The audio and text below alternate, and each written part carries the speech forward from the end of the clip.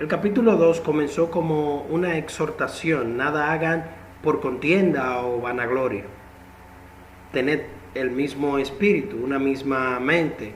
Y luego apareció otra porción gloriosa que nos hablaba acerca de Cristo y la doctrina de despojarse, humillarse, encarnarse, obedecer hasta la muerte y muerte de cruz. Y luego una exaltación maravillosa para después continuar con una porción otra vez de exhortación, diciéndole: hagan todo sin murmuración ni contiendas. Y este llamado a ser como lumbreras en medio de esta generación. De Timoteo sabemos más porque él se convirtió pues en Robin.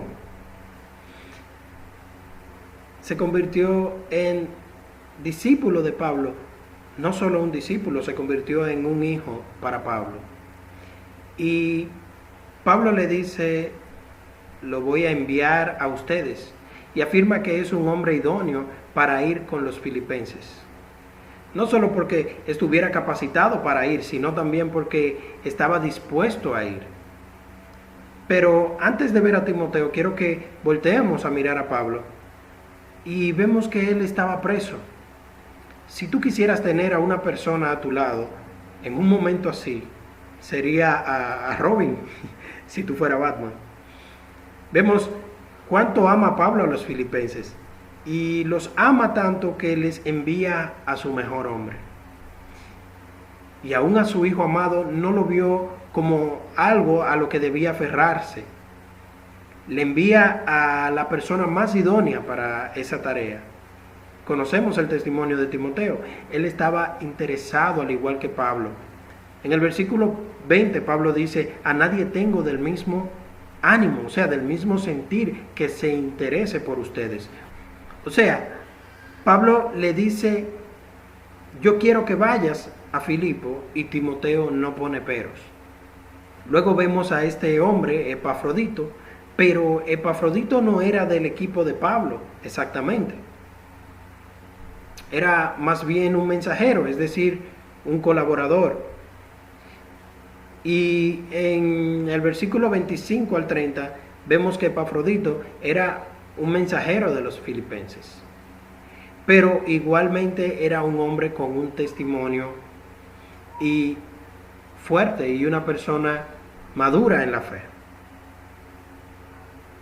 al punto de que Pablo lo llama su hermano, lo llama su colaborador, lo llama compañero de milicia. Cuando una persona dice que otra persona es su compañero de milicia, su compañero de guerra, es porque han estado en varias batallas juntos. Y Pablo ahora quiere enviarle de vuelta a Epafrodito. La iglesia de Filipenses había enviado a Epafrodito, posiblemente según los versículos 27, 26 y 27, para que ayudara en el ministerio a Pablo. Pero mientras este estaba con Pablo, enfermó mortalmente.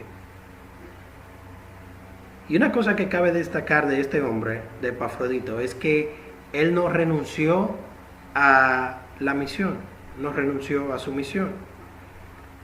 La iglesia de Filipo había resuelto enviar a Epafrodito a Pablo, y muy probablemente este era un hombre dispuesto, un hombre capaz, para que la iglesia le haya tomado en cuenta para esa misión. Obviamente eso se evidenció por la conducta que tuvo Epafrodito frente a Pablo. Usted ya vimos cómo Pablo se expresó acerca de Epafrodito. Entonces esta iglesia era una iglesia que había planificado ayudar a su líder, ayudar a su principal líder, al fundador de hecho de esta iglesia. Pero también en la cárcel, Pablo no se quedó de brazos cruzados, sino que también continuaba planificando. Y planeó enviar a estos dos hombres a Filipo. Entonces, ¿qué es lo que vemos aquí? Nosotros vemos en medio de la tribulación un hombre que planifica. En medio de la tribulación, en medio de una dificultad, un hombre planificando. Y eso llama la atención porque en medio de las dificultades las personas tienden a sentirse derrotados, a sentir que ya no pueden hacer nada, a sentir que todos sus planes fueron destrozados. Sin embargo, este hombre en medio de gran dificultad aún continuaba planificando. Pero también vimos una iglesia que planificaba. Y también vimos aquí líderes o jóvenes, hombres dispuestos, hombres fieles, soldados dispuestos que iban a donde se les enviaba. Y este era el sentir de Timoteo, el mismo sentir de Pablo.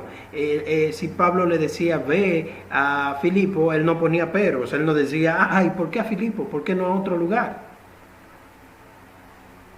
Hombres dispuestos a hacer la obra de Dios.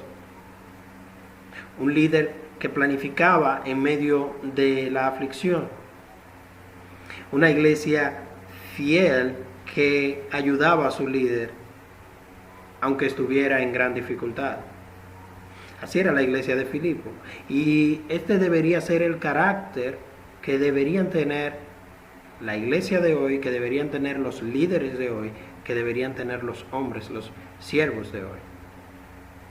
Personas dispuestas a hacer la obra de Dios. Personas dispuestas a entregarse por la obra. Pero personas que en medio de una dificultad aún así planifiquen por la obra y por la causa de Cristo. La iglesia necesita ese tipo de hombre y yo doy gracias a Dios porque esta situación ha revelado todas esas personas, todos esos pastores, todos esos hombres que se mantienen planificando, que mantienen creando una agenda para llevar, proclamar y predicar el evangelio de salvación aún en medio de una crisis como la que estamos viviendo. Que Dios les bendiga y no se pierdan el próximo segmento.